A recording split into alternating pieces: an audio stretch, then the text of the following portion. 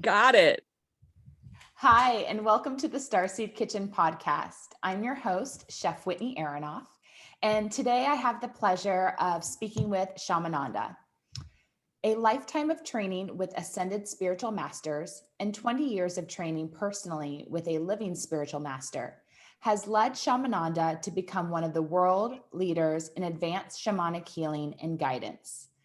A shaman is only as good as their consciousness. Shamananda has gone through the introspective layers of purification to deliver the purest channeled mentorship possible, so the recipient can experience divine guidance at its best. Shamananda is the creator of the healing modality called Shamanic Transmutation, using sound therapy, spiritual coaching, and an elemental approach to energetic realignment. After a session, client results can be noticeably lighter body and spirit, a clear mind, release of addictions, and clear signs of disappearing ailments. Some experience various energetic experiences and visions, while others find peace within themselves over a series of sessions. Shamananda offers support with energy healing, holistic life coaching, shamanic transmutation, spiritual teaching, chakra balancing, sound healing, and tarot readings. Welcome to the podcast, Shamananda. Wow, you really did your homework. That's pretty right on. Thank you so much. Your website, shamananda.org, is a great resource for information about you and your offerings and how you support anyone that needs support. So thank you for being here today. It's an honor and a privilege. Thank you for having me. So tell me briefly, if you can, just a little bit more about your work as a shaman and accountability coach. Sure. So I heal the four bodies, which is the mental, physical, spiritual, and emotional. So I'm a bit of a one-stop shop.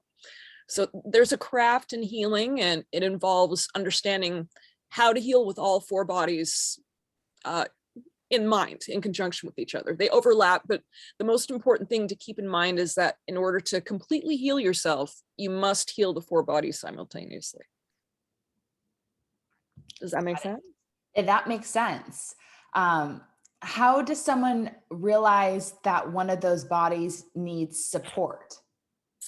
Well, with the physical, I guess it's more obvious, right? Because you might feel like you have a knee injury that's lasted for a long time. So, physically, it's more tangible. We can figure that out. Emotionally or mentally, you might be going through something, and that should be obvious. So if you're feeling sadness or depression, so spiritually is sometimes where people get lost, but the most often thing people will come in with initially is either, I don't have any spirituality, how do I get some? Or they'll say, I'm having all these experiences and I don't know what to do. So it kind of works like that. Have you noticed a shift in how often people are having spiritual experiences and they're wanting explanations for them? Yes. Has that increased? Mm-hmm. Yes, very much so. Very much so. I think a lot of people are suddenly becoming very aware of their spiritual bodies, and they have no idea why, and it's scaring a lot of people. But some people are just fascinated, and some people are using it as ways to, if they're insecure, they're thinking, oh, I'm special, and they start to feel better about themselves. There's a lot of different reactions, but a lot of the time it's, this is happening. And then they come to me and they look at me and this is happening. And I say, yes, but is it actionable? So are you in danger? Well, no. Well, are you meant to do something with it? Well, I don't think so. Okay. So then it's just a cool experience. If it's actionable, then there's something to do, but being a spirit is part of who we are. So we just get to roll with the punches and understand that world is vast.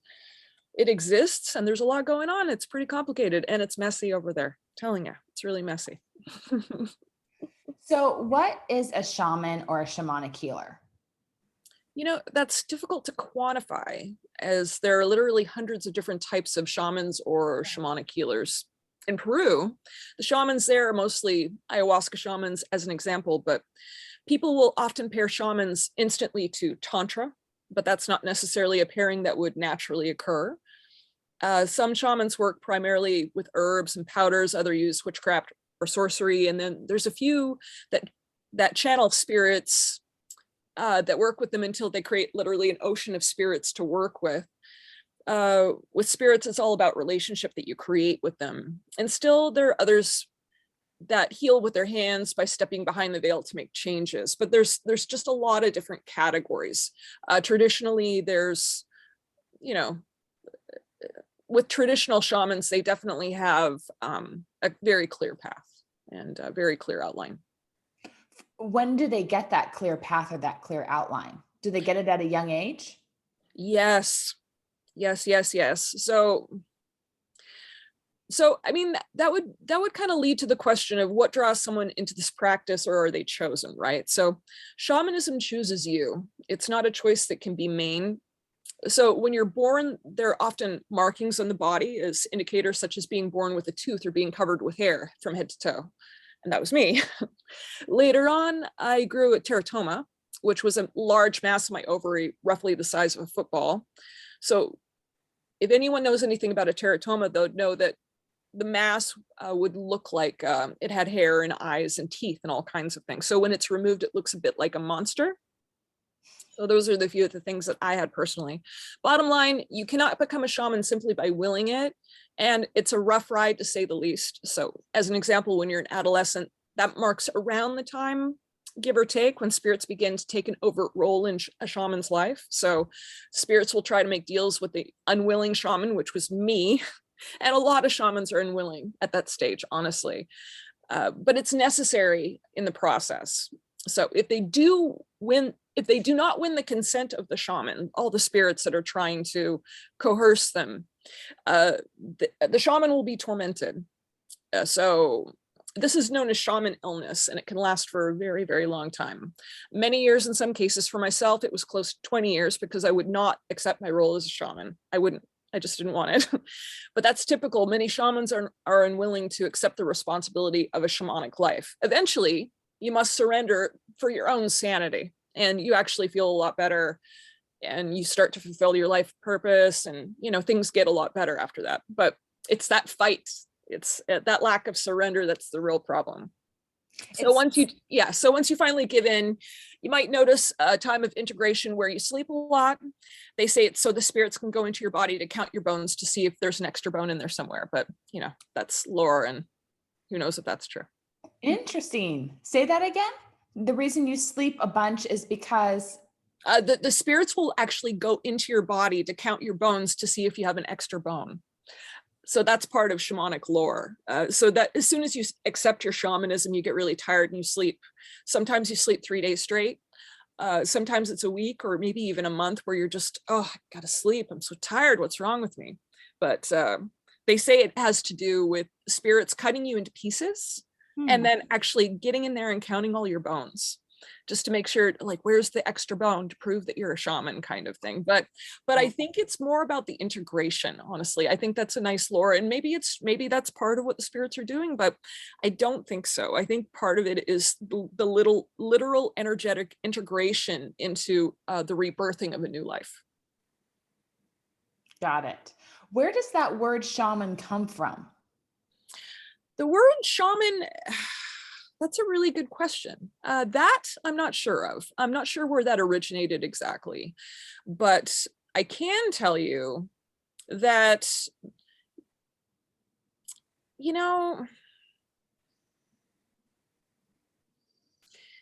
it's just not something I really know. I can't go back on that. Yeah, let's go back. I don't know that answer. I wish I knew the original origin of a shaman, the name shaman. I've never researched that. I got to be honest. I just haven't. I'd like to know. I'll go find out after we talk. So I feel like the word shaman is becoming more common and comfortable in society now. But I think there's kind of confusion on what a shaman in America does versus a shaman in Central or South America, or even if you come across one in Europe. Is there a difference between, is the main difference in shamans is basically one who works with plant medicine and one who doesn't? I wish it was that simple. Shaman, the term shaman in our culture and many cultures are thrown around a lot. So as an example, different shamans in different cultures, they might be healers or singers or mystics or lore keepers or medicine people. And in Native American cultures, none of them ever really used the term shaman to describe their spiritual or religious leaders at all. They would just say, hey, this is my medicine person, or this is my lore keeper, but shaman wasn't really used. So I think shaman is thrown around in our culture a lot to explain the unexplainable, and a lot of people will adapt that type of role for themselves, or that name, in order to explain the unexplainable about what they do, because they're not exactly an energy healer, and they're not exactly they're not a Reiki healer. They're doing something behind the veil. They're doing something mystical. They're definitely working with spirits. They're working with unseen forces in a way that's definitely supernatural. And so a lot of people will pin the coin the term shaman and put it on top, because they don't know what else to do with it. So it's really difficult to put inside of a box. But if we're comparing it with traditional shamanism through cultures that are rich with that already, there are some comparisons that are similar, but it's not a perfect fit, especially with American culture. Well, you brought up a good point. You mentioned Reiki, which is, I feel like, the introduction that many people experience when they're looking to get support with physical pain that they have in their body, or they're looking for a spiritual experience. Can you explain to the people listening what the difference between a Reiki session is versus a session with a qualified shaman? I know it's completely night and day. It's like preschool and college, but I'd like to hear it from you. Thank you. Yeah, it's and this is it's interesting, because when people will reach out to me, sometimes they're looking for Reiki, and Reiki is something that you can learn in a weekend. It's something that you can learn in a weekend. You can get your certificate, and you can go through 3 weekends and you can become a Reiki master. In some cases. Sometimes I think the programs are a little longer, give or take. So all due respect for that. And it's a broken system. It was introduced into our culture as a broken system intentionally. All right. So whereas a shaman is born a shaman, they're already a supernatural type of person. They're not completely supernatural. I mean, we're human beings, but we're born into it. We study it, we practice it, we go through rites of passage, lifelong rites of passage. So the short answer, what's the difference between a shaman and a Reiki session? Everything. It's not the same. Reiki is a broken system that can be taught entirely over a weekend. Shamans are magically inclined individuals who are born into a birthright and trained during their entire lifetime. There's a lot of power there. It's not even close to the same scope of magnitude. It is like going to play in the sandbox versus graduating with honors from an Ivy League college. It's very, very different.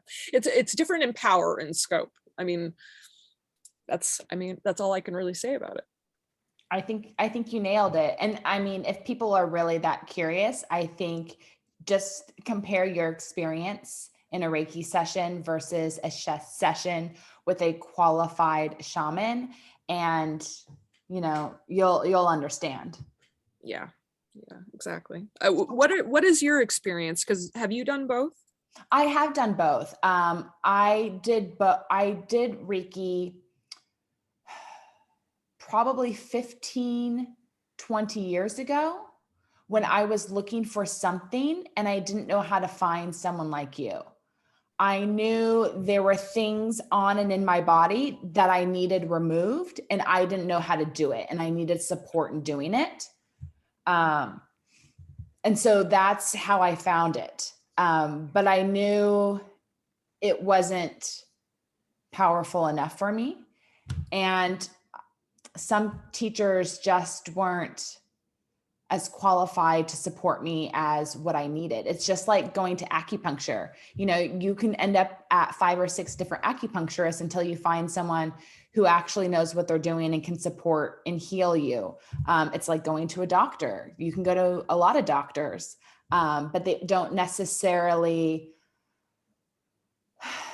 have the knowledge to support what you're experiencing.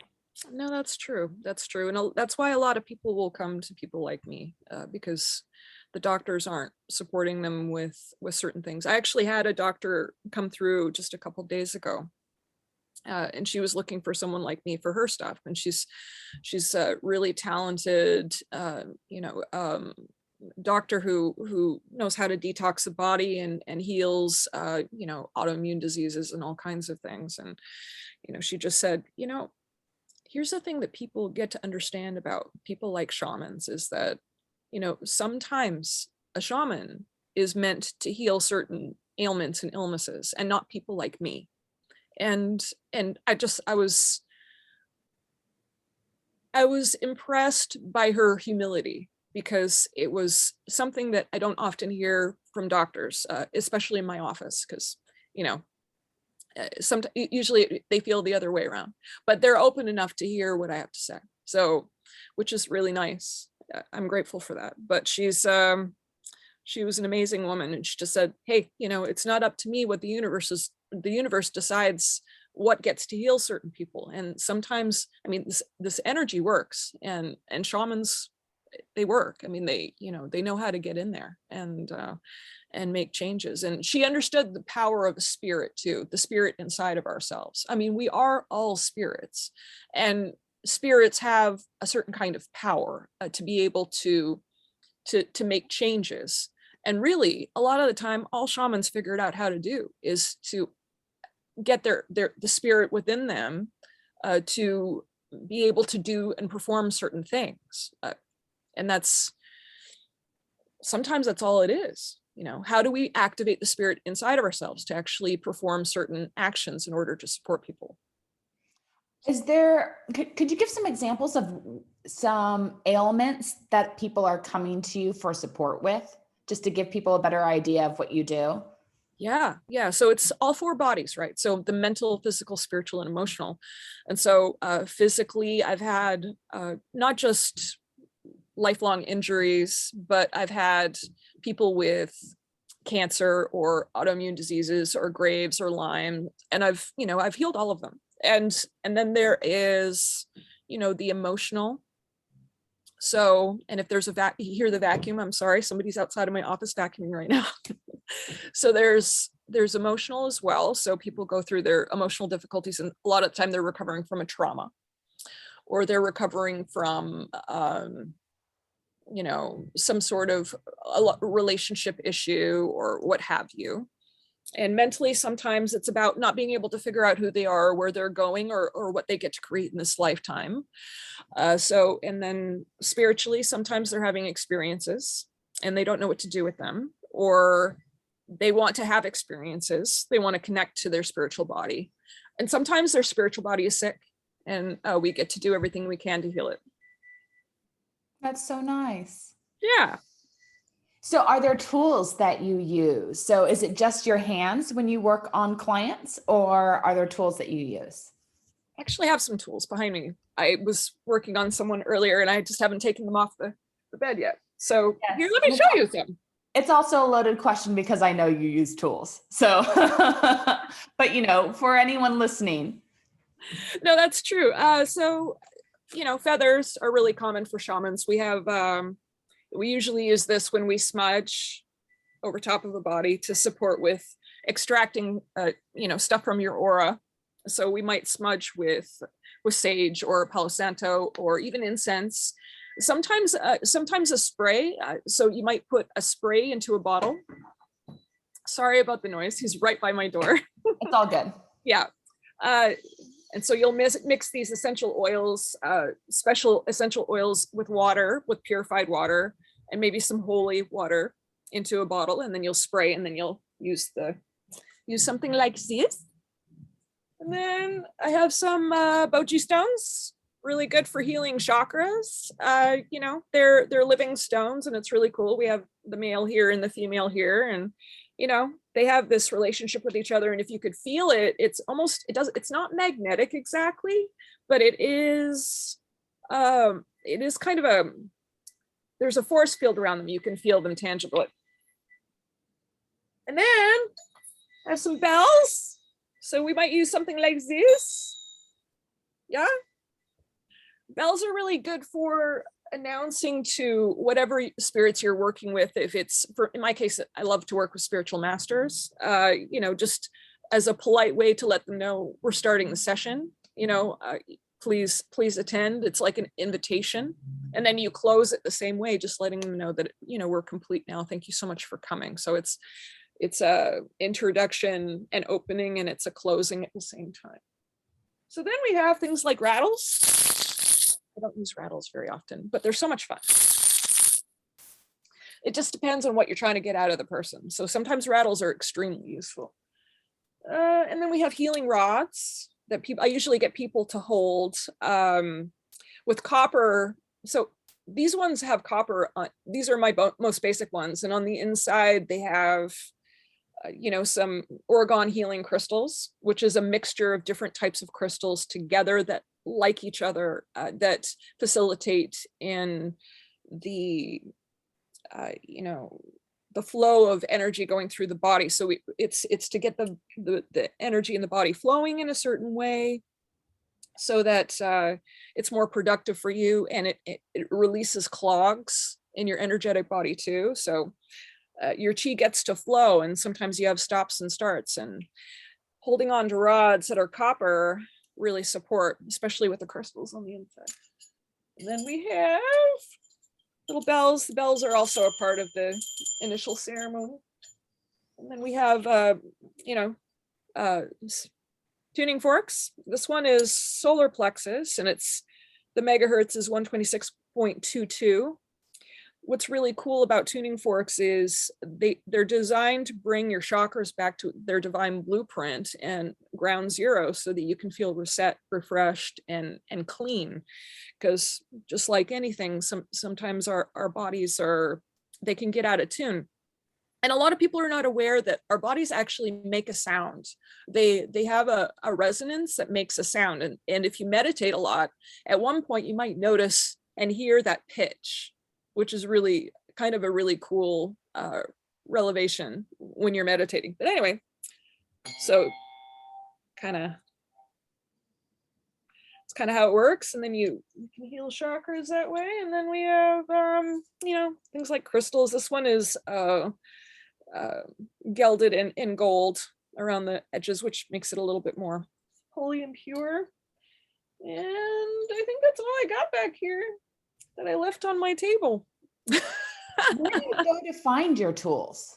Is it hard to find qualified, pure tools to work with? Yes, it is actually. And, it takes, I think that's why, part of the reason why tools become so sacred is because they are, when you find them, it's like God lives inside of them.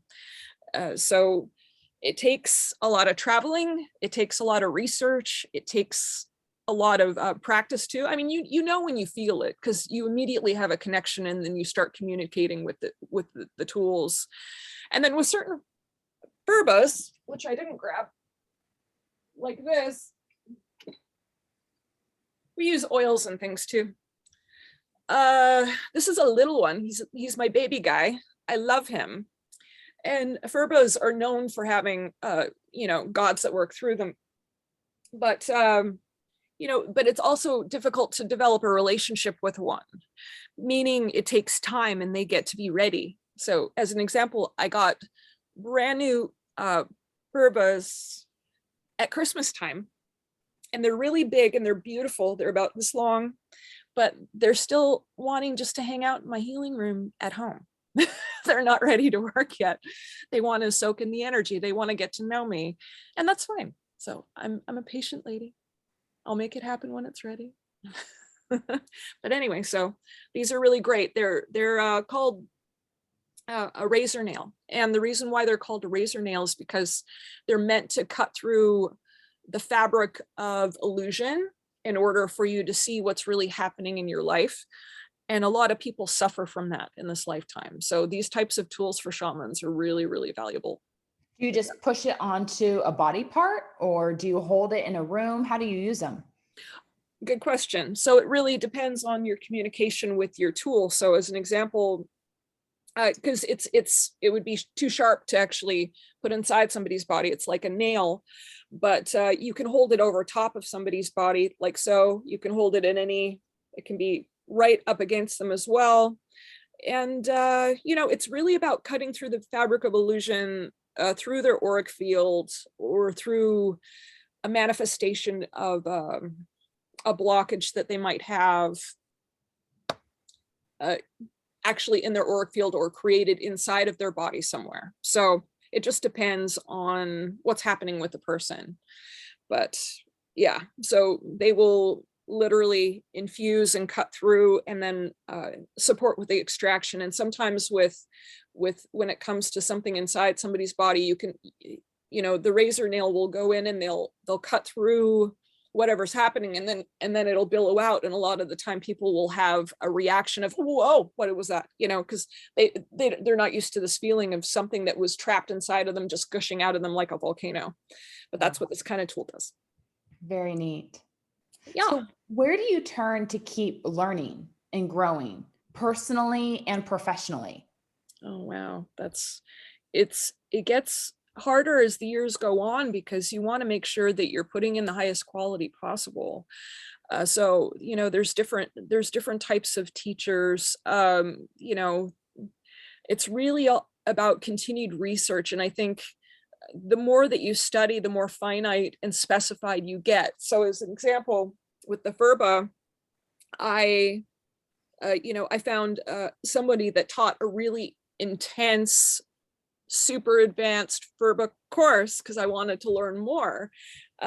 Because I naturally was able to work with this type of tool, but I wanted to know all of the backstory and all of the, so it's stuff like that. You kind of, you start to dig, and then you get into the esoteric, and it goes really deep. So you get to know what the really good stuff is through trial and error and research. And I guess that's just part of being in the game for a while. Well, where can more people learn about you or get in touch with you? I would say the best way to get a hold of me is through my website, which is www.shamananda.org. And I have a form on there that you can type in whatever you want. So you can tell me all about your life, and you can let me know what issue you're having, and I'll always respond, and and we'll have a conversation, and hopefully we'll get to work with each other. I'd love that. I'd love to support whoever would like to come to me. So my website is the best way, I would say. Perfect. And then I always like to ask my guest if there is maybe like just one healthy tip or wellness tip that you could provide that they could consider adding into their life to improve their overall well-being. Just one little shift that someone could do today. I would say really think about the things that you're grateful for, because there's nothing like gratitude that cuts through a lot of the darkness. So if you're going through anything at all, get in there and decide why you're blessed and grateful for what you do have in your life, and really start to think about those, because I think people, especially in today's day and age, they don't take the time to do that. It helps. I am so grateful to have you here on the podcast, and you're a reoccurring guest. I had you previously talking about, how to clean and clear and bless your home. So I'm just so grateful for the knowledge that you're sharing and how you're supporting people in ways that they really need it right now. So thank you so much. Thank you. It's always a pleasure and an honor. And I look forward to talking to you again sometime. Me too. Thank you, Shamananda. Bye.